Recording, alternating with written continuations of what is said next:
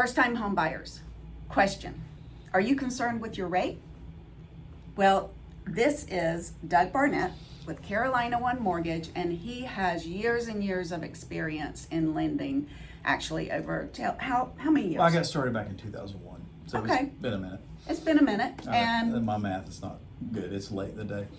I'm Kimberly Redder with Carolina One, and my industry, 28 years of experience helping over 600 families and 20 years here in the Charleston region. So I thought it would be a great idea to bring Doug on and sort of talk about how he helps first-time home buyers, okay? And sellers. You may want to listen to this as well because it has to do with you as well, and it might be a great offer, a great incentive for you to offer buyers who might be a little bit struggling with their budget right now. So, Doug, Yeah. what are the rates as of today? Let's see. Well, today's what, the 14th? Of August, I think, 26th. rates online anywhere you look are like high sixes, 6.875, something like 6.75, 6.875. Okay. Around And approximately, let's use a price point of $440. there. Okay. So approximately, can you give me an amount that may, with 5% down, okay? What would be the approximate monthly mortgage? And we always talk about monthly cost, right? So as a buyer, you're really concerned how much is this going to cost me per month, okay? So per month, what would today's rate, using today's rate, on a home for $440,000, what would that monthly cost be for a first-time home buyer? Monthly payment. Yeah. Well, you know, I'm glad you used that number because fortunately we pulled that up on the screen right beforehand, so I don't Yes, have we to fumble did. through this. We to do it. cheated. Yeah, and so on a $440,000 purchase price, which I believe you might have to have one listed for that. Actually, I do. We can Okay. talk about that later. Okay, I just wasn't sure. Thank you for People throwing that realize in, that. though. So in the prevailing rate today, principal and interest on something like that with 5% down, we're going with 5% down because we're talking about first-time home buyers, so you might not have saved up a lot or whatever, or you might be getting a gift, which you can. $3,400 and change, principal and interest. Okay, need to add some taxes and insurance to that, but today we're just talking about principal and interest. So that's where you're looking at, kind of payment-wise. At a $440 with 5% down. Okay, how much again, monthly cost? Before taxes and insurance, $3,400. Okay, so that is principal and interest, right? So that's not including what we call escrow, which, as Doug said, your property taxes and your homeowner's insurance, okay? Right. So, which, if you happen to see the acronym PITI, that's what it stands for, principal, interest, taxes, insurance, okay? Right. All right, so what program do you have that could help a first-time home buyer? There's a lot of different ways to do it. For this segment, I think I'd like to talk about a way that to help the first-time home buyer, how the seller can help the first-time home buyer. Okay, let's talk about that a little Okay. bit. Well, go ahead and tell how the seller can help, and then I'll ask the question I have. Because Okay? you wanted to. Sorry, I interrupted. No, you're fine. You wanted to focus. You wanted to lean into the sellers a little bit on this anyway. And Right. So I thought, okay, this is a good one to bring up. Right. So, one way to kind of get the sort of hook into somebody to go to the next level of questioning that is that what if the seller could help you make your mortgage payments for the next 2 years? I think that would be a win-win. It doesn't sound right, but what if they could? What if the seller said, okay, I'll sell you let's just use that 440 for example. Okay. All right.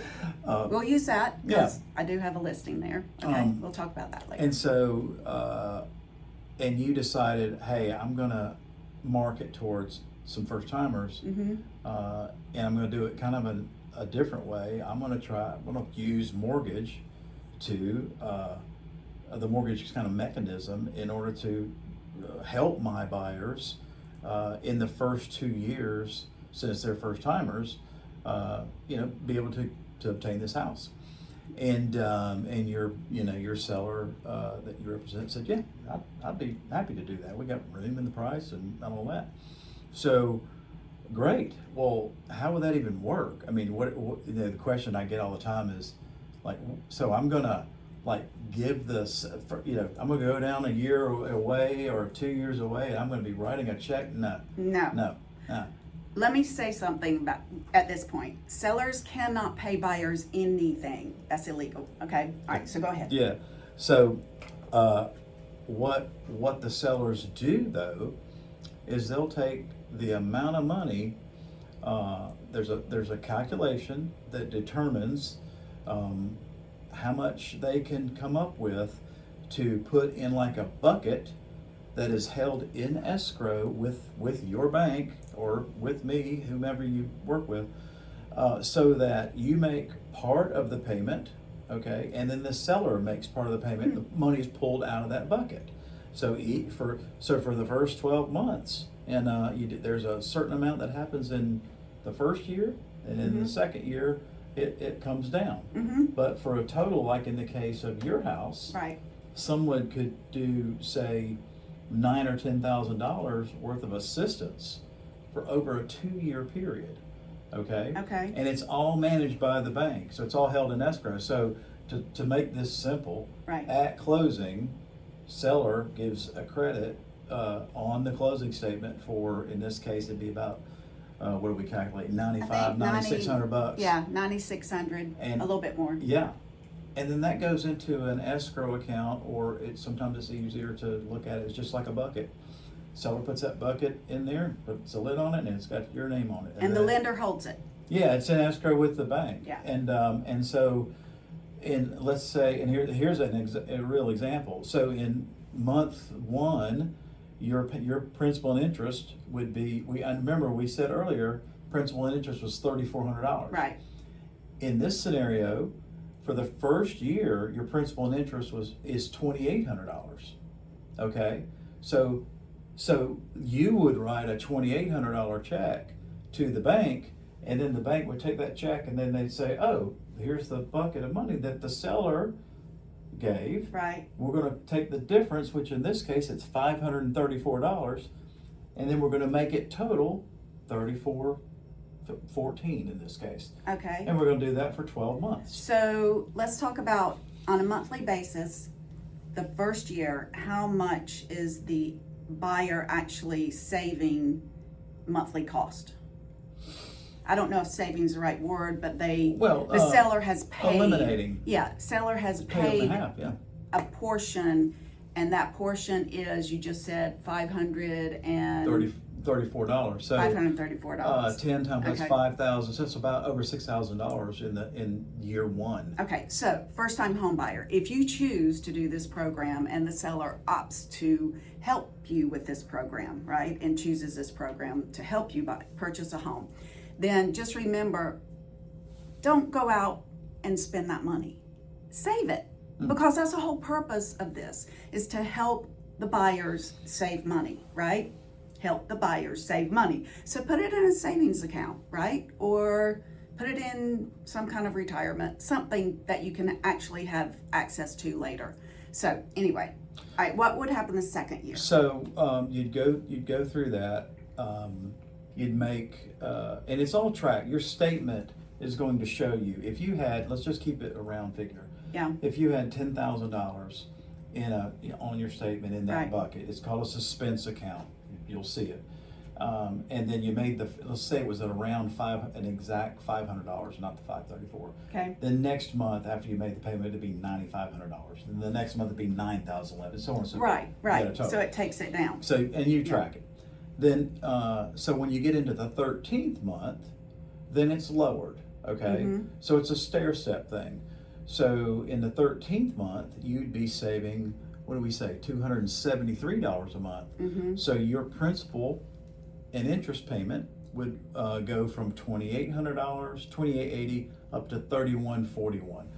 We're working our way back up to that $3,400. Right. So then you're in the 13th month, your check is you're writing a 3141, let's say, and then they're pulling the 273 out of the bucket and making the payment, and it's all reconciled there on your statement, easy. And so you, for another 12 months, so then once you get into the 25th month, you're in the 25th month, then you're back at what you agreed to do from the beginning at whatever rate it is, 6.7, or 6.8, whatever it is. Okay. You're back at home. So, and the other thing to keep in mind, they still have to qualify for that original payment without that bucket money, right? Right. You don't qualify on the discount. You qualify, Yeah. Because you don't want to get into a situation where you're up there and then you're in trouble. Right. We don't like that for our buyers. No. And so, can you mind if I expand just a little bit on, like, Go ahead. There is the savings part, but there's also, this comes into play, like, if I had a client last month that I did this for, and the reason why they did it was because they were moving from Texas, and she had a job here, so she knew that she had work. He did not, and so they needed to have their payment at a certain point until they felt comfortable that they knew that he would. So that gave him, I mean, he was going to find a job more than 2 years out. Right. But the spirit of the idea was smart, because they put themselves in a good cash flow situation, letting the seller pay for it. Right. While he was looking for a job here in Charleston, because she was transferring with one and he was not. So, I mean. So that really helped them to get housing without waiting a year. Absolutely, or without him having to find a job, and then making it everything won in that. And so there's many different scenarios where that might work out. You might have a car that you would be paying off in a year and a half. Well, and if that car is $500 or something like that, then if you did this, then you would be able to make your car payment, get that paid off, and then when it's paid off, then this payment kicks in, then you're still flush and at net zero change, and you're in the house, you didn't wait. Right. So, and this examples. is only for first-time home buyers. No, it's not. No, how about that? Really? No, that's right. Okay. It was a scenario that will apply to them. Yeah. But it applies to anybody. It applies to anyone. So right. you can be buying your second, third, matter. fourth home. Yeah, but these folks are on their second. Does it have to be primary residence? Do they have to be living in it? In this, this conversation, it's a primary residence conversation. Okay. You can do that on investment property. Okay, so that's a different Let's do that session. again, because we can make that, something cash flow for 2 years. Yeah, let's talk and about have the seller that. pay for it. Okay, That's all right. interesting. That's good. So there's a lot here. All right, and so it's not just for first-time home buyers, but it really will applies to help them. you as a first-time home buyer. And what's the program called? Well, it's a 2-1 Buydown. It's been around for 2 decades, as long as I've been in the business. It really wasn't used that much when the rates were so low. They were never really needed to be bought down. Right. And let me just expand on that a minute. So what the seller is doing, is buying down the rate. So if the rate is 675, they're putting money in the bucket to pay the difference, to create a difference for you, so that you're at a 475 for 1 year, and they're paying the difference between the 675 and the 475. And then the second year, you come to say 575, and they're paying that difference. So they've bought it down 2 points. Okay. And so year. let me ask you this, because some people may not know what you mean by 2 points. Okay. So let's say, I call it like buying the rate down 2%. Is that right? Yeah, we went. So let's say the rates are 6%, and let's say that, or 7. Let's say if you were going to purchase a home today, let's just use 7, because it's easier for me to say 7. Yeah. And so the first year, You start at the 5. seller would pay for the buy down rate, the 2-1 buy down rate, and the first year your interest rate will be 5% for the first 12 months. Your Is payment- that right? your payment would be I'm based- sorry. No, you're Based fine, on- no, but your yeah. payment would be based on a 5% interest Yeah, rate, because correct. yes, okay, so your payment would be based on 5%. Then the second year, their 6%. payment would be based on 6%. Okay, all right, got that. Sorry. Got that? Hope y'all got that. Mm-hmm. Yeah. Okay. So Thank you. yeah, it is available to anyone, but it is a talking point, really a good talking point for first-time home buyers, and that's why Yeah, I think we I kind get of that. started that whole thing. Well, if y'all have any questions, which you probably will, Doug Barnett, and what is your email? Just go to 843loan.com.